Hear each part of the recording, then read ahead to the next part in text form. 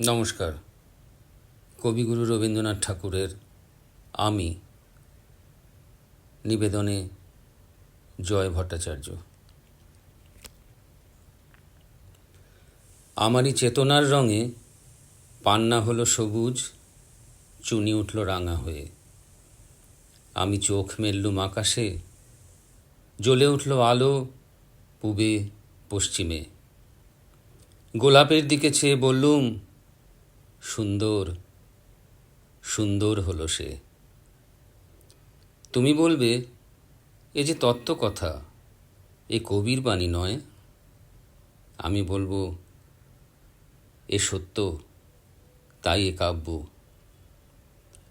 এ আমার অহংকার, অহংকার সমস্ত মানুষের হয়ে। মানুষের অহংকার পটেই বিশ্বকর্মার বিশ্বশিল্প।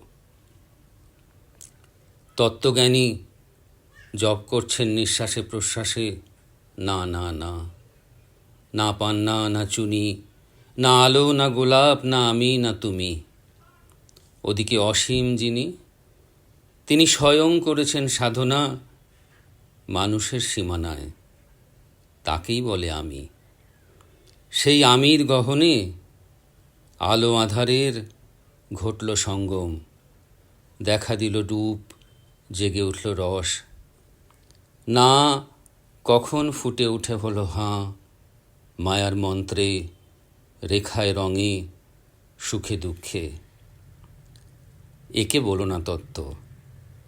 আমার মন হয়েছে পুলকিত বিশ্ব আমির রচনার আসরে, হাতে নিয়ে তুলি, পাত্রে নিয়ে রং।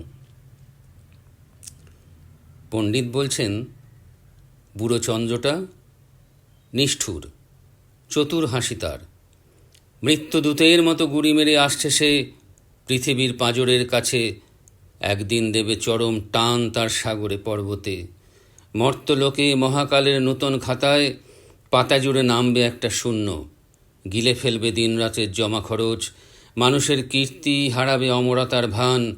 তার ইতিহাসে লেপে দেবে অনন্ত রাত্রির কালি। মানুষের যাবার দিনের চোখ বিশ্ব থেকে নিকিয়ে নেবে রং। মানুষের যাবার দিনের মন ছানিয়ে নেবে রস। শক্তির কম্পন চলবে আকাশে আকাশে, জ্বলবে না কোথাও আলো। বিনাহীন সভায় যঞ্চির আঙুল নাচবে, বাজবে না সুর। সেদিন কবিত্বহীন বিধাতা একা রবেন বসে নীলিমাহীন আকাশে, ব্যক্তিত্বহারা অস্তিত্বের গণিত তত্ত্ব নিয়ে।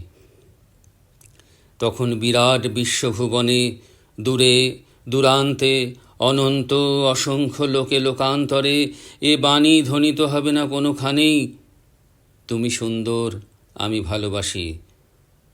বিধাতা কি আবার বসবেন ধ্যান করতে যুগ যুগান্তর ধরে? প্রলয় সন্ধ্যায় জপ করবেন, কথা কও কথা কও, বলবেন বলো তুমি সুন্দর, বলবেন বলো আমি ভালোবাসি। নমস্কার।